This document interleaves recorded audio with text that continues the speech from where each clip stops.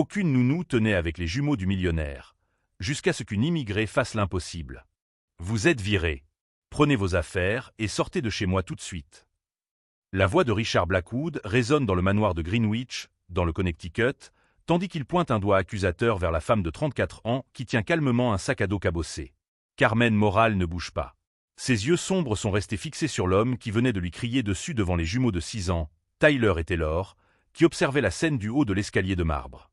Les enfants, connus pour avoir fait démissionner 12 nounous précédentes en moins d'une semaine chacune, étaient pour la première fois depuis des mois complètement silencieux. « Monsieur Blackwood », dit Carmen en anglais avec un accent colombien, d'une voix basse mais ferme, les garçons viennent de prendre leur lunch.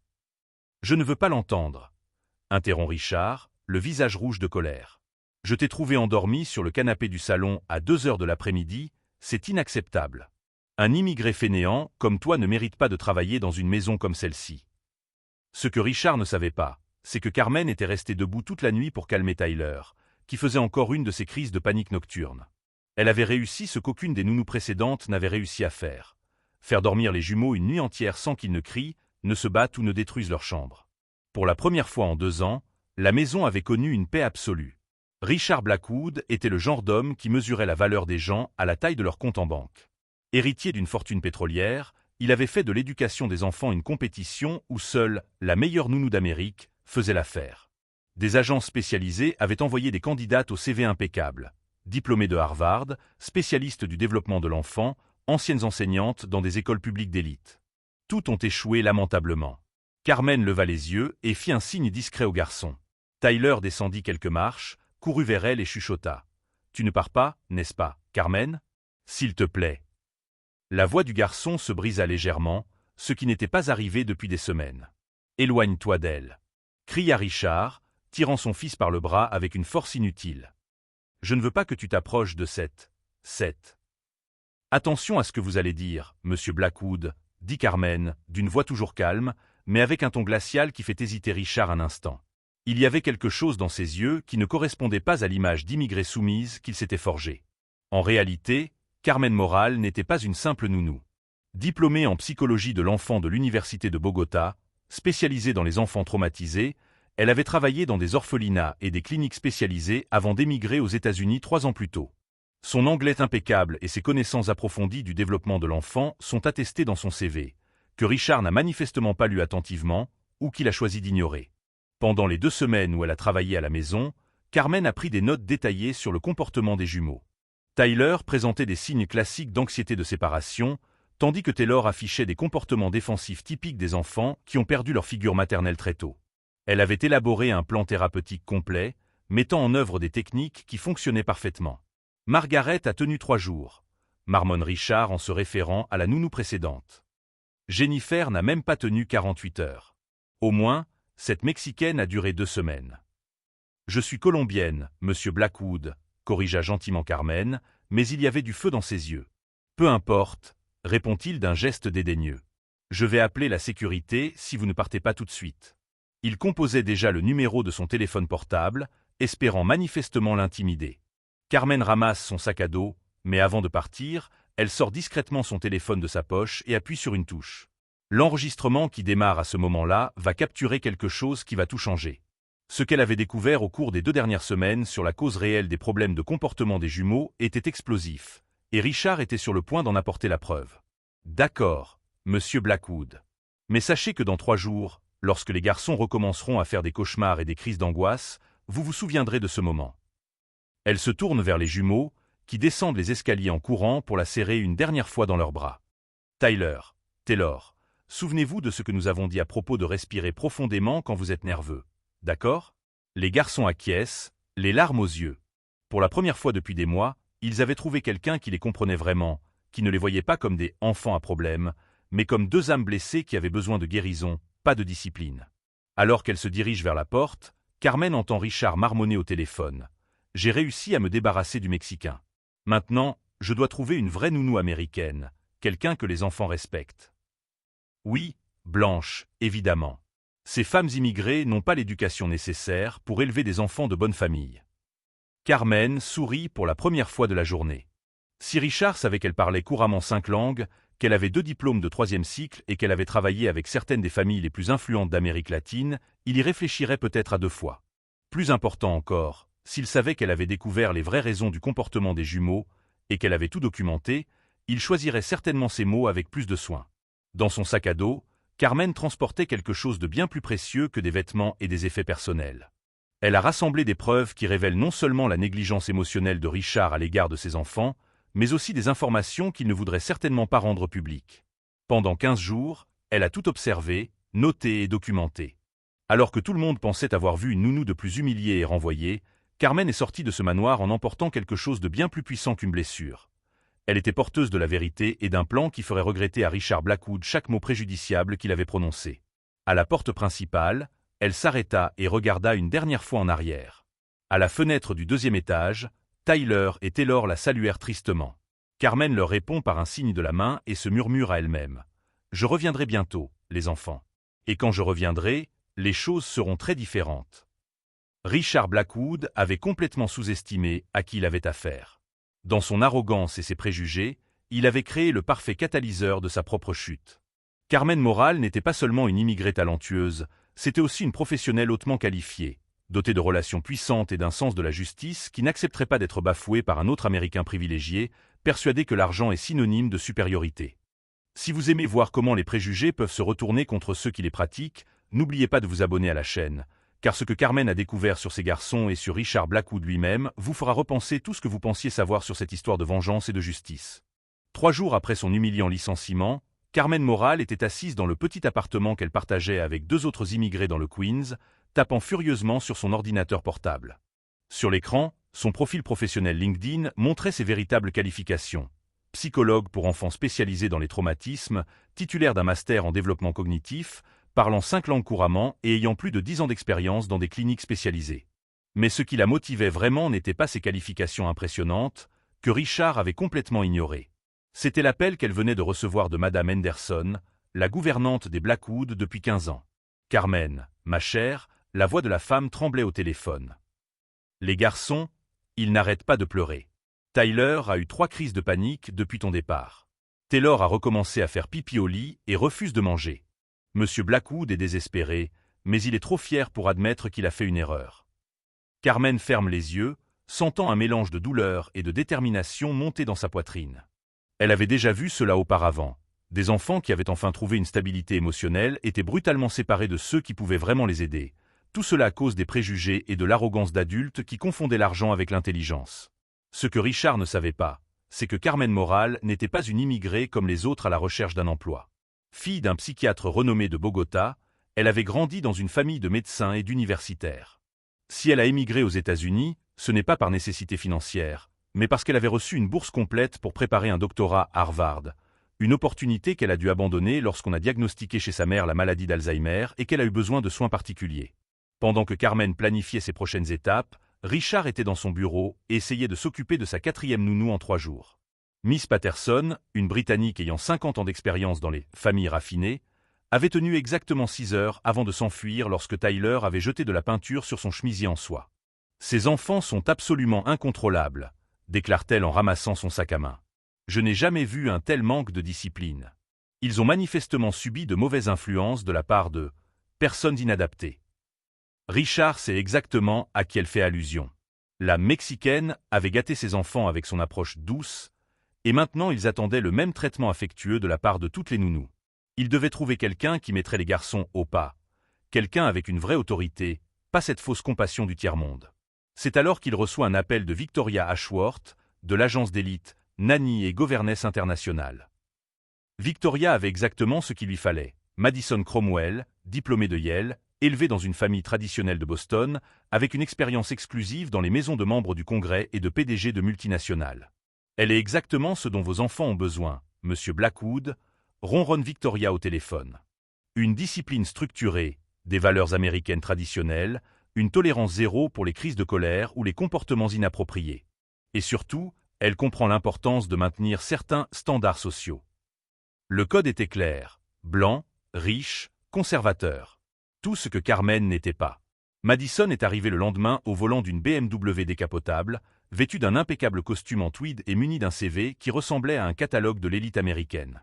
Ses cheveux blonds étaient attachés en un chignon parfait, ses ongles français étaient impeccables et elle parlait avec l'accent raffiné des pensionnats coûteux de la Nouvelle-Angleterre. « Monsieur Blackwood, dit-elle en tendant une main délicate, je suis impatiente de rétablir l'ordre et la discipline dans cette maison.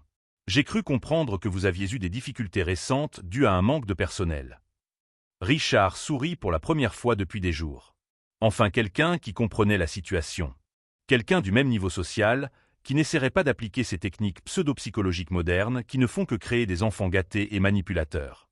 Entre-temps, Carmen avait commencé à faire ses propres recherches. Ce qu'elle découvre sur Richard Blackwood la rend encore plus déterminée. 3 divorces, tous finalisés, les ex-épouses invoquant la froideur émotionnelle et la négligence parentale dans la procédure. Des amendes infligées par le conseil scolaire pour les retards répétés de Tyler et Taylor et leur manque de soins. Plus intéressant encore, un rapport de protection de l'enfance déposé 2 ans plus tôt par un enseignant inquiet, affirmant que les enfants présentaient des signes de négligence émotionnelle sévères. Carmen ouvre son carnet de notes des 2 semaines passées chez les Blackwood. Ses observations professionnelles dressent un tableau dévastateur. Tyler présente les symptômes classiques d'un trouble anxieux dû à la négligence émotionnelle de ses parents, tandis que Taylor affiche un comportement agressif comme mécanisme de défense contre le rejet. Tous 2 ont réagi positivement à la thérapie par le jeu et aux techniques de régulation émotionnelle que Carmen a discrètement mises en œuvre. Mais le plus important est l'enregistrement qu'elle a réalisé le jour de sa démission. La voix de Richard exprimant clairement ses opinions racistes, sa détermination à n'embaucher qu'une vraie nounou américaine et ses références désobligeantes aux Mexicains et aux immigrés inadaptés, le tout capturé dans un son cristallin. Carmen sourit en transcrivant les paroles. Richard Blackwood avait complètement sous-estimé la personne à laquelle il avait affaire. Il voyait un immigrant humble et soumis, alors qu'en réalité, il était face à un professionnel hautement qualifié ayant des relations dans la communauté psychologique, une connaissance approfondie de la négligence des enfants et suffisamment de preuves pour ruiner complètement sa réputation de père modèle qu'il avait tant cultivée dans les cercles sociaux de Greenwich. Le lendemain matin, Carmen reçoit un nouvel appel de Madame Henderson. Sa voix était pleine d'inquiétude. « Carmen, la situation est terrible. La nouvelle nounou, elle a crié sur Tyler quand il a pleuré pour vous. Elle a enfermé les 2 garçons dans une pièce sombre pendant 2 heures. Tyler a mouillé son pantalon de peur, et elle l'a obligé à nettoyer derrière lui, en disant que les grands garçons ne mouillent pas leurs pantalons. » Carmen serre les poings. Il s'agit là d'un abus psychologique évident, et elle est sûre que Richard est non seulement au courant, mais qu'il approuve ses méthodes disciplinaires. « Madame Henderson, » dit Carmen d'une voix calme mais déterminée, « j'ai besoin que vous fassiez quelque chose pour moi. Et pour les garçons. » Ce que Richard Blackwood n'a pas réalisé, c'est que chaque acte de cruauté, chaque commentaire préjudiciable, chaque moment de négligence à l'égard de ses propres enfants était soigneusement documenté. Carmen n'était pas seulement une victime qui recueillait des preuves. C'était une professionnelle qui montait un dossier qui mettrait en évidence non seulement son racisme, mais aussi sa totale inadéquation en tant que père. Et lorsque le moment sera venu d'agir, Richard découvrira qu'il a choisi la mauvaise cible pour son arrogance. Carmen Moral était sur le point de montrer la différence entre une immigrante désespérée et une psychologue pour enfants hautement qualifiée, avec un plan de justice parfaitement calculé. Ce que le millionnaire plein de préjugés ne savait pas, c'est que chaque nouvelle humiliation qu'il croyait appliquer ne faisait que renforcer la détermination de Carmen. Une détermination alimentée non seulement par l'injustice personnelle, mais aussi par le besoin professionnel de protéger 2 enfants innocents qui étaient devenus les victimes du père même qui était censé les aimer inconditionnellement. 2 semaines après l'arrivée de Madison Cromwell, Carmen Moral est assise dans le bureau de Rachel Martinez, l'une des avocates les plus respectées de New York, spécialisée dans la discrimination raciale. Ce qui avait commencé comme une simple consultation juridique s'est transformé en quelque chose de beaucoup plus important lorsque Rachel a examiné les preuves que Carmen avait rassemblées. « Mon Dieu, Carmen !» murmure Rachel en ajustant ses lunettes alors qu'elle analyse les transcriptions des enregistrements. Il ne s'agit pas seulement de discrimination au travail. Il s'agit d'une négligence avérée à l'égard des enfants, d'un abus psychologique systématique et de préjugés raciaux explicites. Vous avez suffisamment d'éléments pour détruire complètement cet homme. Carmen acquiesce, les mains entrelacées sur ses genoux. Il ne s'agit pas de vengeance, Rachel. Il s'agit de Tyler et Taylor. Ils souffrent pendant que nous sommes ici en train de parler. Le dernier appel de Madame Henderson avait été dévastateur. Madison avait puni Tyler pour son comportement inapproprié. Le garçon avait pleuré pendant le dîner en demandant Carmen. La punition, dormir au sous-sol pendant 3 nuits consécutives pour apprendre que les vrais hommes ne pleurent pas pour des nounous étrangères. Ce que Carmen n'a pas dit à Rachel, c'est sa deuxième découverte. Au cours de ces 2 semaines chez les Blackwood, elle avait remarqué des documents financiers laissés négligemment sur la table du bureau, montrant que la société de Richard faisait l'objet d'une enquête pour fraude fiscale fédérale. Pendant ce temps, au manoir de Greenwich, Richard célébrait ce qu'il croyait être sa dernière victoire. Madison avait mis en place sa discipline militaire dans la maison et les jumeaux, selon lui, apprenait enfin un comportement approprié. Le fait qu'ils aient presque tous deux cessé de parler est, pour lui, un signe de progrès. J'ai enfin une vraie professionnelle qui s'occupe de mes enfants, commente Richard lors d'un dîner au Yacht Club de Greenwich. Quelqu'un qui comprend les valeurs américaines traditionnelles et non ces techniques pseudo-psychologiques du tiers-monde. Ce que Richard ne savait pas, c'est que Jennifer Walsh, journaliste d'investigation au Hartford Courant, était à 3 tables de là et enregistrait chaque mot de cette conversation. Carmen avait contacté Jennifer la semaine précédente, non pas en tant que source cherchant à se venger, mais en tant que professionnelle soucieuse du bien-être des enfants. Carmen, dit Jennifer lors de leur rencontre secrète dans un café du Bronx, Richard Blackwood n'est pas seulement un père négligent. Il fait l'objet d'une enquête du FBI pour fraude fiscale. De plus, ses 2 ex-femmes précédentes ont perdu la garde de leurs enfants en raison d'allégations similaires de négligence émotionnelle. Carmen sent son estomac se serrer. Y a-t-il d'autres enfants? 2 filles, âgées aujourd'hui de 14 et 16 ans, qui vivent avec des parents éloignés. Toutes 2 ont développé de graves troubles de l'anxiété après avoir vécu avec leur père. C'est à ce moment-là que Carmen réalise que sa mission va bien au-delà de la recherche d'une justice personnelle. Elle était confrontée à un modèle systématique de violence psychologique qui avait touché de nombreux enfants pendant des années. Madame Henderson était devenue une alliée secrète inestimable. La gouvernante, qui travaillait pour la famille depuis 15 ans, avait été témoin du déclin émotionnel de tous les enfants qui étaient passés par la maison. « Mademoiselle Carmen », chuchote Madame Henderson lors d'un de ses appels téléphoniques nocturnes, « aujourd'hui, j'ai trouvé Tyler caché dans l'armoire du garde-manger, faisant pipi dans son pantalon par peur de Mademoiselle Madison. Quand j'ai essayé de le consoler, elle m'a reproché de gâter un enfant à problème. » Carmen ferme les yeux, ressentant un mélange de colère et de détermination. « Madame Henderson, j'ai besoin que vous consigniez tout. Les dates, les heures, les photos des blessures. Ces enfants seront libérés de cet enfer, je vous le promets. » Rachel Martinez avait commencé à monter un dossier fédéral qui incluait non seulement la discrimination raciale, mais aussi la négligence des enfants et les abus psychologiques. Carmen, dans 72 heures, nous remettrons simultanément une requête fédérale pour discrimination raciale, un rapport complet au département des services à l'enfance et une enquête journalistique qui sera publiée dans le Hartford Courant. Carmen acquiesce, mais son expression reste inquiète. Et s'il essaie de se venger des enfants quand il se rend compte qu'il fait l'objet d'une enquête? Rachel sourit avec une confiance froide. C'est pourquoi notre première action sera une ordonnance d'urgence du tribunal pour le retrait temporaire des enfants, sur la base de preuves d'abus émotionnels immédiats. Tyler et Taylor seront en sécurité avant même que Richard ne sache qu'il est poursuivi. Ce soir-là, Carmen est dans son petit appartement du Queens, organisant pour la dernière fois tous les documents, enregistrements et preuves qu'elle a rassemblés. Des photographies de rapports médicaux montrant l'anxiété croissante des enfants, des transcriptions détaillées des conversations racistes de Richard, les déclarations de Madame Henderson sur les abus systématiques. Le téléphone sonne. C'est Madame Henderson, dont la voix est chargée d'urgence. « Mademoiselle Carmen, il s'est passé quelque chose de terrible. Taylor a essayé de s'enfuir de la maison cet après-midi. La police l'a ramené et M. Blackwood vous a blâmé, disant que vous aviez rempli la tête de l'enfant d'idées inappropriées sur l'affection excessive. » Carmen serre les poings. La situation se détériore plus vite qu'elle ne l'avait prévu. Il est temps d'accélérer le plan. Madame Henderson, demain matin, vous allez appeler le numéro que je vais vous donner. Il s'agit d'une ligne d'urgence des services sociaux. Rapportez tout ce dont vous avez été témoin. Chaque détail, chaque abus, chaque moment de négligence. Il est temps d'y mettre fin. En raccrochant le téléphone, Carmen regarde par la fenêtre de son modeste appartement les lumières lointaines de Manhattan.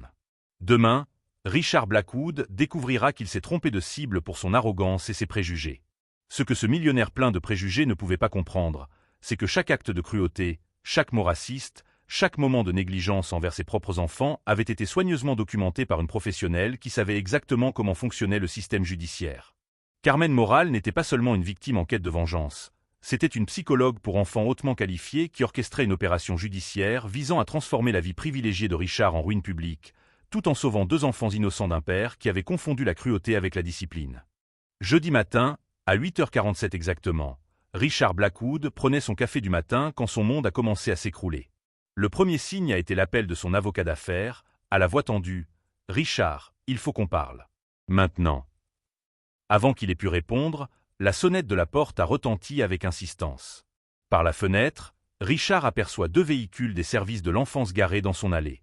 Son estomac se contracta. Il ne s'agissait pas d'une visite de routine. « Monsieur Blackwood », dit Amanda Foster, assistante sociale principale, en lui montrant les papiers. « Nous avons un ordre d'urgence pour une évaluation immédiate des conditions de Tyler et Taylor, sur la base de plaintes formelles de négligence émotionnelle et de violence psychologique. » Richard sentit son sang se glacer. « C'est ridicule. Qui a fait ces allégations absurdes ?»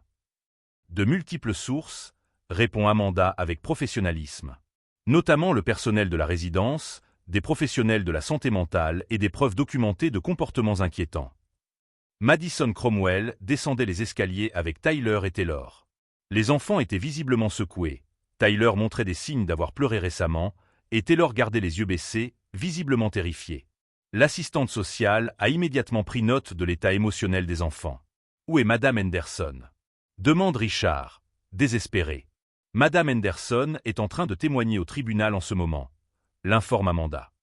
Elle a fourni des rapports détaillés sur les incidents qui se sont produits dans cette résidence. Richard sent ses jambes faiblir. Madame Henderson l'avait-elle trahi? Avant qu'il n'ait eu le temps de comprendre, son téléphone a sonné. C'était Jennifer Walsh, du Hartford Courant. « Monsieur Blackwood, je suis en train de finaliser un article sur la discrimination raciale dans l'environnement familial et la négligence des enfants. Nous disposons d'enregistrements de conversations discriminatoires, de documents sur la négligence émotionnelle et de témoignages confirmant un modèle de comportement abusif.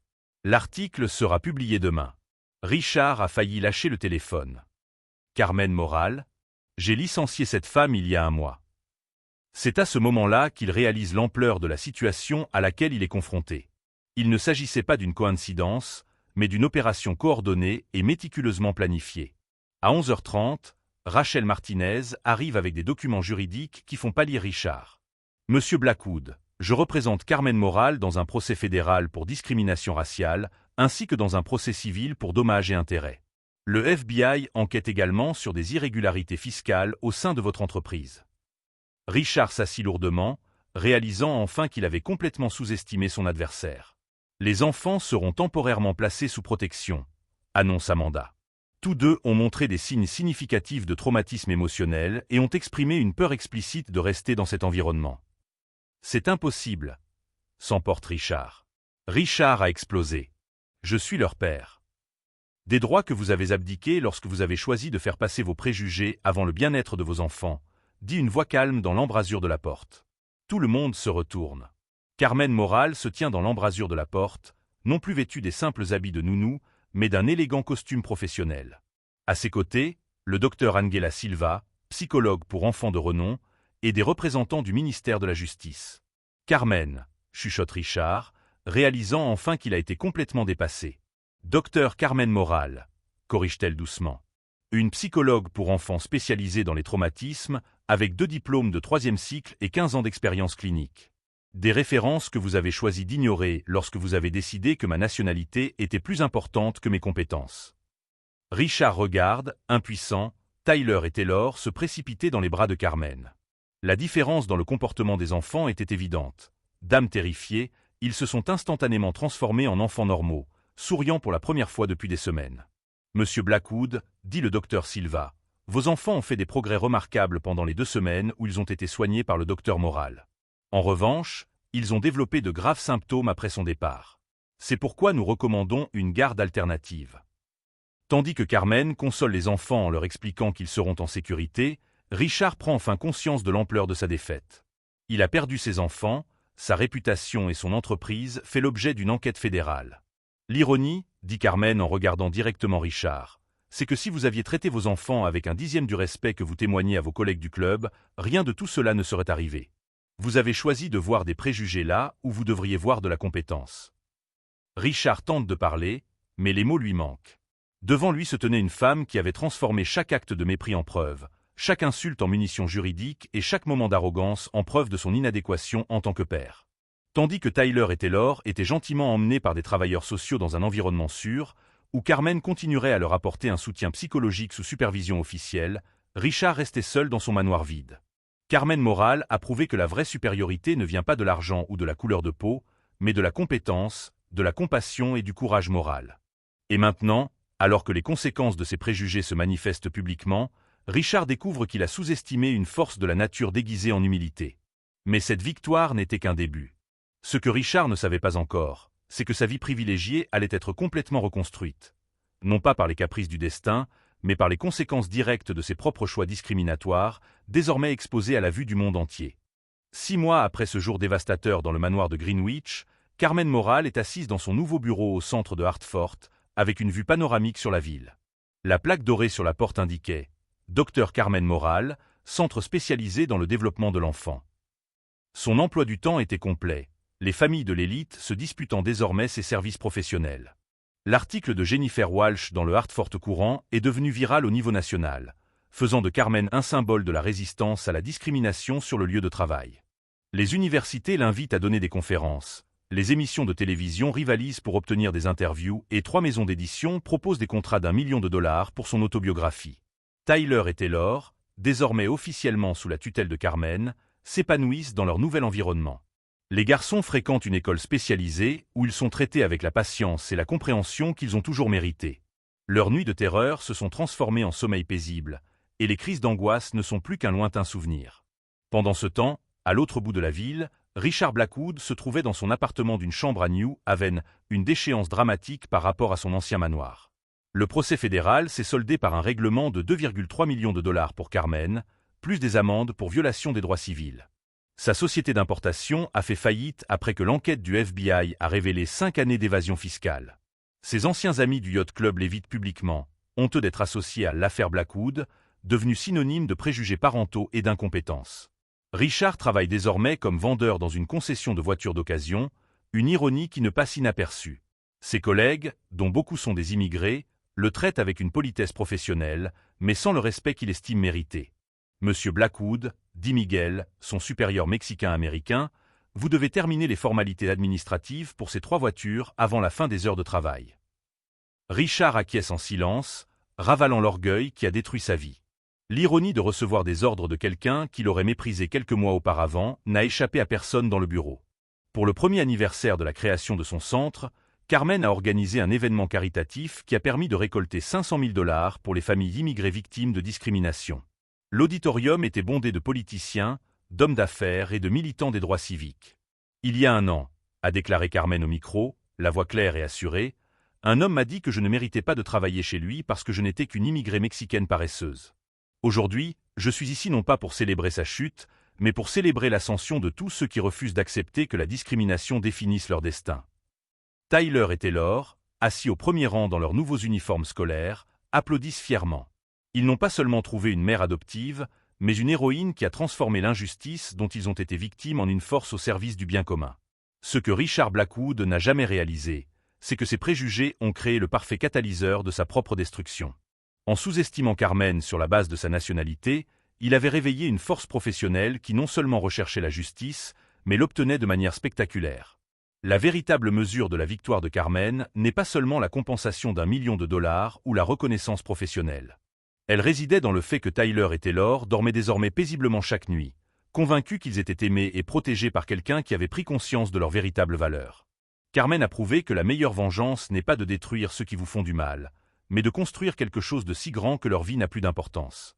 Pendant que Richard s'efforçait de vendre des voitures d'occasion, elle changeait des vies, inspirait des générations et créait un héritage durable.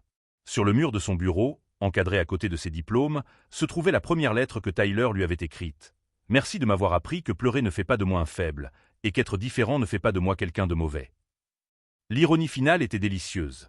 Richard avait perdu ses enfants en essayant de les protéger d'une influence inappropriée, alors qu'en fait il les protégeait de la seule personne capable de les guérir. Son arrogance avait fait en sorte qu'ils trouvent exactement l'amour qu'il était incapable de leur donner. Par la fenêtre de son bureau, Carmen regarde la ville s'étendre devant elle. Chaque jour, des immigrants arrivent, confrontés aux mêmes préjugés. Mais il y avait désormais un précédent, une histoire qui prouvait que la compétence et la dignité triomphaient toujours de l'ignorance et des privilèges. Si vous croyez que la justice et la persévérance peuvent transformer n'importe quelle situation, n'oubliez pas de vous abonner à la chaîne pour d'autres histoires inspirantes qui montrent que la véritable force vient de l'intérieur et que ceux qui nous sous-estiment nous donnent souvent les outils de notre propre victoire. Richard a essayé de détruire Carmen, mais il a fini par se détruire lui-même. Carmen a appris que la vraie vengeance ne consiste pas à réparer les dommages subis, mais à atteindre un succès que vos ennemis n'auraient jamais pu imaginer.